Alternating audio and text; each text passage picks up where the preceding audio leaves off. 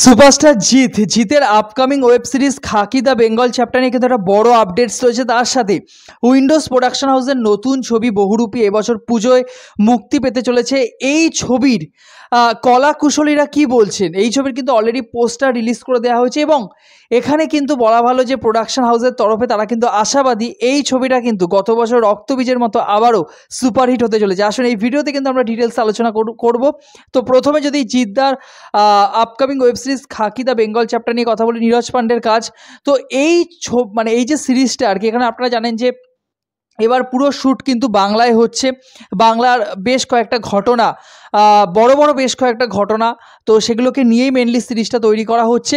এখানে কিন্তু প্রসেনজিৎ চট্টোপাধ্যায় অর্থাৎ বুম্বাদাও থাকছেন, আরও অনেক অভিনেতা অভিনেত্রীরা রয়েছেন বাংলা থেকে। তবে এবারে শোনা যাচ্ছে জিদ্দার বিপরীতে কিন্তু আমরা পূজা চোপড়াকে দেখতে চলেছি। হ্যাঁ, বলিউডের পূজা চোপড়া, যদিও পূজা বিশাল কোনো বড় অভিনেত্রী নয়, তার সিনেমা ব্লকবাস্টার হিট অবভিয়াসলি হয়নি, এক কমান্ডো বাদ দিয়ে আর কি। তো বিশাল বড় কোনো নাম নয়, তবে হ্যাঁ বলিউড অভিনেত্রী পূজাকে আমরা এই সিরিজে দেখতে পারবো এবং মোটামুটি যা ফাইনাল হয়েছে তিনি কিন্তু শ্যুট করতে আসবেন এই সিরিজে। বলে রাখি শ্যুট কিন্তু অনেকটাই কমপ্লিট হয়ে গেছে, আর কিছু দৃশ্যপট বাকি রয়েছে, তারপর কিন্তু এর ডাবিংয়ের কাজ শুরু হবে এই সিরিজের। তো আমরা কিন্তু এক্সাইটেড হয়ে রয়েছি। Obviously Khakee the Bengal chapter, জিদ্দার ওয়েব সিরিজ, জিদ্দাকে দেখতে পারবো, তার সাথে পুলিশ অফিসারের ভূমিকায় তার সাথে বুম্বাদা রয়েছেন, আরও অনেক অভিনেতা অভিনেত্রীরা থাকবেন। তো এই সিরিজটা কিন্তু দর্শকদের মধ্যে একটা এক্সাইটমেন্ট ক্রিয়েট করবে আমার যা মনে হয়। এবারে সেকেন্ড যে আপডেটস দেবো সেটা হলো উইন্ডোজ প্রোডাকশন হাউসের নতুন ছবি বহুরূপী।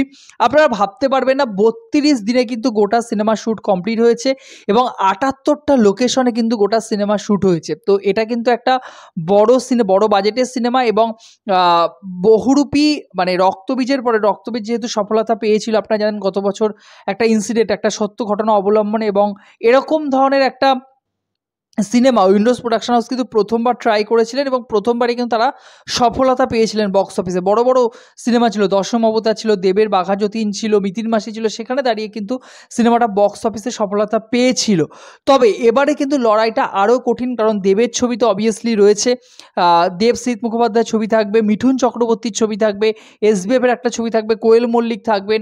অন্যদিকে শোনা যাচ্ছে যে আরও ছোটোখাটো ছবি মানে ক্যামিলিয়া প্রোডাকশন হাউসের ছবি থাকবে। তো 4-5টা ছবি কিন্তু এবারে রয়েছে, কিন্তু সেখানে দাঁড়িয়ে বহুরূপী কেমন সফলতা পেতে পারে। তো শিবপ্রসাদ নন্দীদারা তিনি জানিয়েছেন যে এবারেও কিন্তু ছবিটা দর্শক গ্রহণ করবেন, কারণ এবারে 1998 থেকে 2003-05 মধ্যে ঘটে যাওয়া একটি বড় ঘটনাকে অবলম্বন করেই কিন্তু ছবিটি তৈরি করা হয়েছে।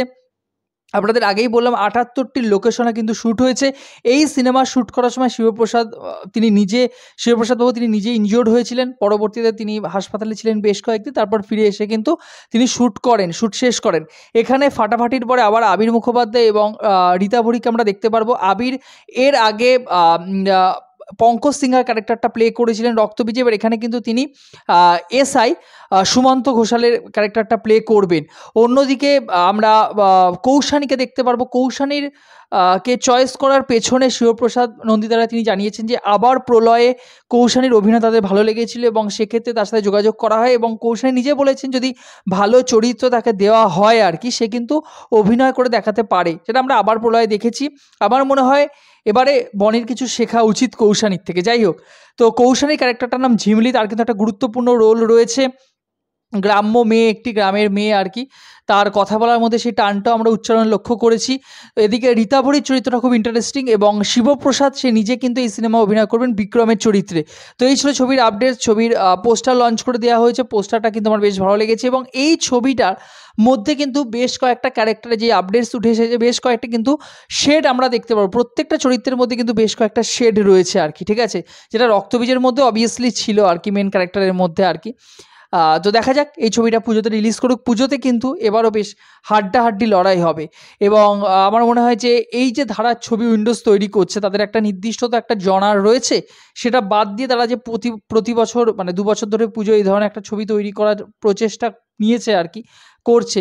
তো এটা যদি তারা নেয়, অবভিয়াসলি নতুন ধরনের কিছু কাজও কিন্তু আমরা পেতে পারি।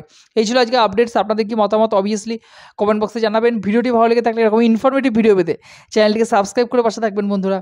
জয় হিন্দ।